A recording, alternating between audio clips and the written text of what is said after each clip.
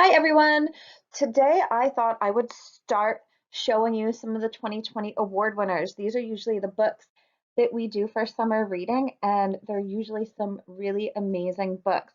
So this is part one. I'm going to show you the first 10 books on the list of award winners. So the first one is Guest, A Changeling Tale, and I actually just finished reading this last week. At the beginning of the book, Molly makes a mistake, um, and her brother gets taken by the fairies and is replaced with this changeling, which is an ill-tempered creature that's really kind of ugly, makes her dad leave, and her mom's getting sicker and sicker the longer this changeling Guest stays with them. So Molly decides to go on a journey to get Thomas back. She plans to convince the fairies to exchange Guest for Thomas. Along the way, she has quite a journey and comes in contact with quite a few magical creatures. Betrayal, I read this one last year. It was quite good. It's set on the Appalachian Trail. Toby and his best friend Lucas had created a list of 10 things that they wanted to complete. But unfortunately, Lucas dies before they can finish the list. The only thing left on there is hiking the Appalachian Trail. Toby decides to do this by himself.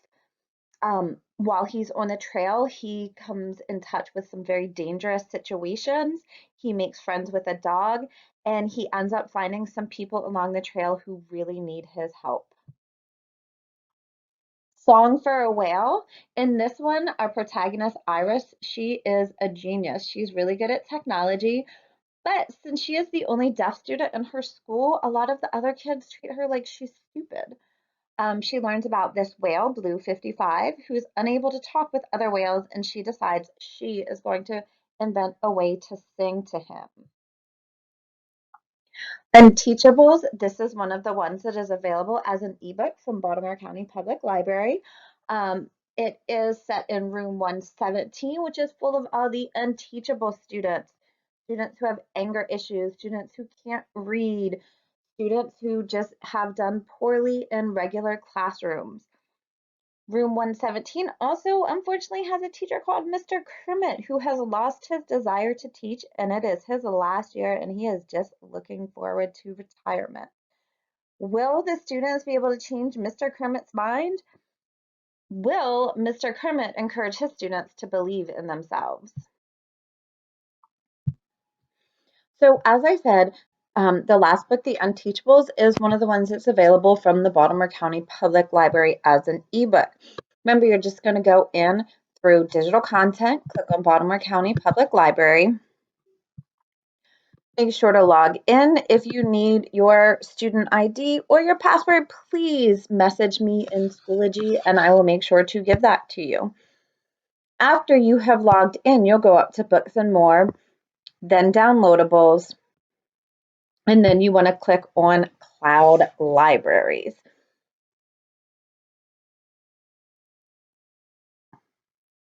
Sometimes it takes a minute. Log in. Again, it's the same student ID and the same password that you use to log into BCPL.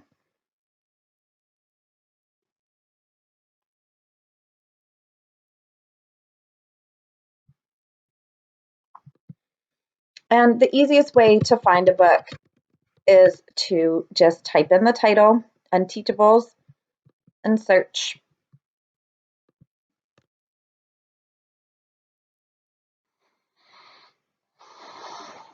And then here you see that it comes up. You just click on the green here that says borrow.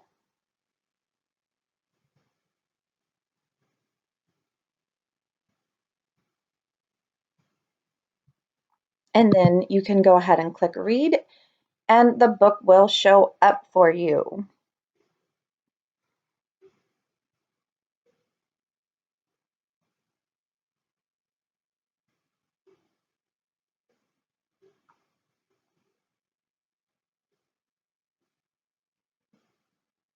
Remember, if you have any questions about how to do this, just message me on Schoology. I've been checking my email regularly, so I should be able to get back to you within 24 hours.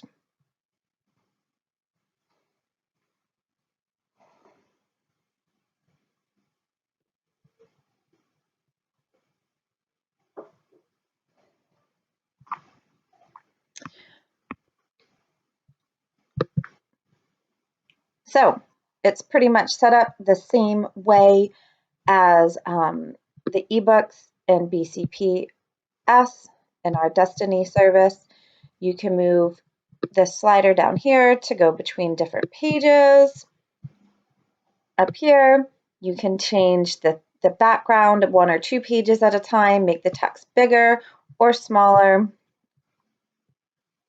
And here you're going to see the different chapters. And right next to that, you can put a bookmark.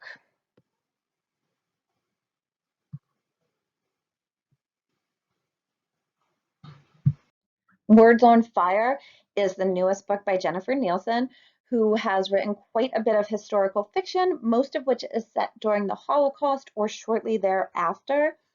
This new book is set in Lithuania in 1893, and in this, Audra's parents insist that she flee Lithuania to get away from the Russians.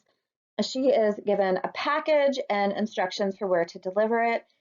She embarks on this journey with the package and faces unimaginable risk, and soon she becomes caught up in the resistance movement.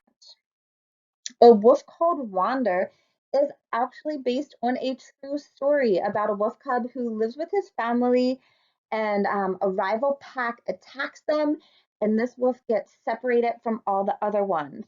So he must flee, find a new home, and he journeys for 1,000 miles across the Pacific Northwest, full of peril and excitement.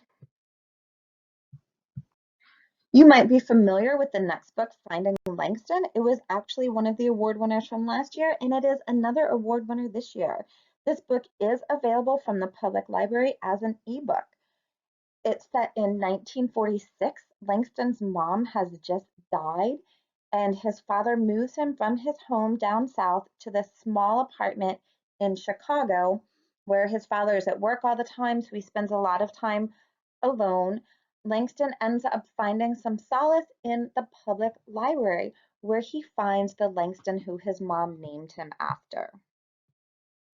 So in Operation Frog Effect, some things that some students did actually ended up hurting a student. So this story is told in 8 perspectives, one of which is a graphic novel, where students stand up for what is right and take responsibility for their actions.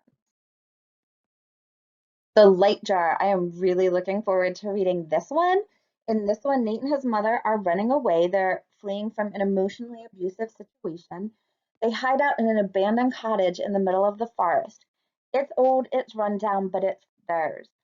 Nate's mother heads off for groceries and doesn't return. What is he going to do? Is she in trouble? Did she abandon him? Who knows?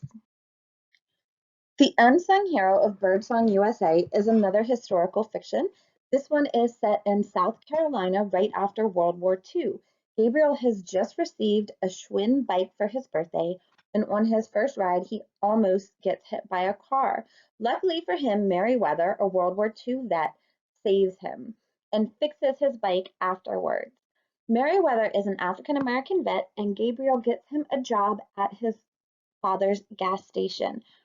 But one of the other employees is rumored to be a Klan member, and trouble starts right away.